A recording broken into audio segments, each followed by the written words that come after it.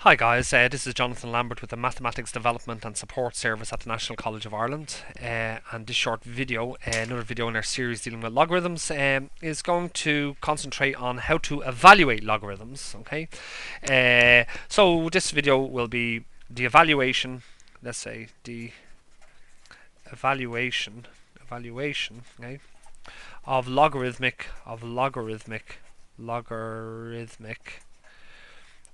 expressions. Okay, expressions. Okay, let's have a look at some examples. For example,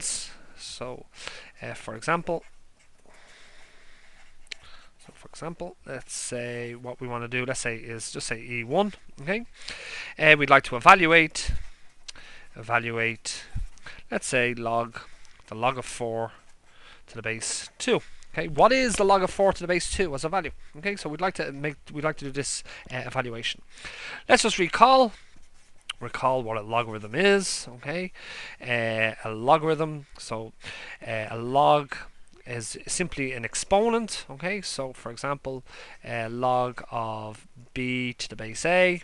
If log of b to the base a is equal to y, what is that saying? Well, it's saying that a to the power of y is equal to b. Okay, so what it's saying is that if some value is the log of b to the base a, well then what that particular value is the value that you'd raise a to the power of to get b. Okay, so let's just keep that in mind. So what we'd like to do is we'd like to evaluate this particular log here, log of 4 to the base 2. Question is, what do we raise 2 to the power of to give us 4? But the best way to do it is to create an equation. So what we'll do is we let log of 4 to the base 2 equal x. Okay, so let log of 4 to the base 2 equal x. So what we'd like to do is we'd like to evaluate this. So what value does this represent? Okay, in other words, what single value does it represent? And that's what we're really saying here. So from the definition, what this says is this implies that 2 to the power of x must be equal to 4. So the question is, what should x be to raise when we raise 2 to the power of x that we get 4? Now, from an expression perspective, what we're going to do is we're going to just use a little bit of algebra here. Don't forget, 4 is the same as 2. Let's try to reduce 4 to a multiple to powers of 2. So 4, this implies that 2 to the power of x is equal to, well, 4 is the same as 2 squared. Okay. Now, as you can see, if this thing here is equal to this thing, well, then the x's must be the same. So this implies that x must be equal to 2. In other words, what we're saying is that, therefore, we have that log of 4 to the base 2 must be equal to x, which is 2, which is what we needed to show. Let's have a look at another example. Okay, let's say we consider, example 2. Okay, we'd like to evaluate log of 81 to the base 3. Okay, I'd like to evaluate this particular log. Okay, what does this log? If I was to use a calculator, what would I get? Okay, so what we'll do is we let log of 81 to the base 3 equal x. Okay, in other words, if we did evaluate it, we get a specific value. But what does this mean based off the definition of a logarithm? Okay, what does it mean? It means, well, 3 to the power of x must be equal to 81. So this implies that 3 to the power of x must be equal to 81. Well, what does this imply? Well, what is 81? Can we represent 81 as a, I suppose, a number of powers of 3? Okay, can we represent 81 as powers of 3, if that makes sense, or 3 to the power of some number? Okay, and if you think about it, okay, well, here's my calculator. Let's see. Okay. So what's 3 squared? Well, 3 squared is simply equal to 9. Okay, what's 3 cubed? Well, 3 cubed is equal to 27. What's 3 to the power of 4? Well, 3 to the power of 4 is equal to 81. So 3 to the power of 4 is actually 81. So this tells us then that this implies that 3 to the power of x must be equal to, well, if it's equal to 81, it must be equal to 3 to the power of 4, which implies that x is equal to 4. Okay, so now we've just evaluated the logarithm. So therefore, we have that log of 81 to the base 3 is equal to 4. Okay. What about another example? Okay, let's maybe try to get something a little bit, well, not necessarily a little bit more complicated. Okay, but let's have a look at another example here of logarithms. So let's say example 3 in this case, or E3. Okay, so let's say we want to evaluate the log of 27 to the base 9. Okay, so that's what we want to know. If we were to feed this into a calculator, what would we get?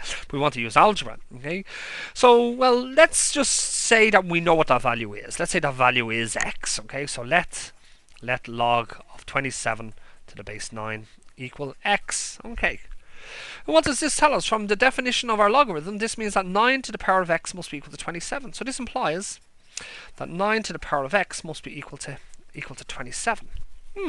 Okay. Now I'm just wondering, can I represent 27 in power form? Okay. I can, can't I? I can say, well, this implies that 9 to the power of x is equal to, well, 27 is 3 to the power of 3. It's equal to 3 to the power of 3. Okay. Now we know that 9 is simply 3 squared, so actually this implies that 3 squared, which is 9 raised to the power of x, must be equal to 3 cubed. Okay? Now the law of exponents says that when we have a power raised to another power, when we when we raise one power to another power, it's the same as multiplying the power. So this implies that 3 to the power of 2x must be equal to 3 to the power of 3. So if this is equal to this, well then the bases are the same, the exponents must be the same. In other words, this implies that 2x must be equal to 3, which implies that x is equal to 3 over 2. Okay? In other words, therefore, we have that the log of 27 to the base 9 is equal to 3 over 2. It's equal to 3 halves. Okay? So there you go. That's how to do that particular evaluation. Can we do another one? I suppose we could probably consider another one. Let me see. Can I get another one here for us to consider? What about if we look at, let's say, log of 8? Say we want to, let's say E4. We want to evaluate the log of 8 to the base a third. Okay, so, or no, let's not say a third. Let's say a half. Okay, so we'd like to evaluate log of 8 to the base a half. In other words, what should we raise a half to the power of to give us 8? If that makes sense. Well, let's see what we get. Let log of 8 to the base a half equal x. And what does that mean? Well, then that means therefore, or this implies that a half raised to the power of x must be equal to 8. Okay, what does that tell us? Well, then that tells us that a half, which is a half raised to the power of x, is the same as 1 to the power of x all over 2 to the power of x. Okay, must be equal to 8. Okay, 1 raised to any power, okay, is simply equal to 1. Okay, so this gives us 1 over 2x, okay, is equal to 8, which implies 8 is simply 2 to the power of 3. Okay, so this gives us 1 over 2x must be equal to 2 to the power of 3.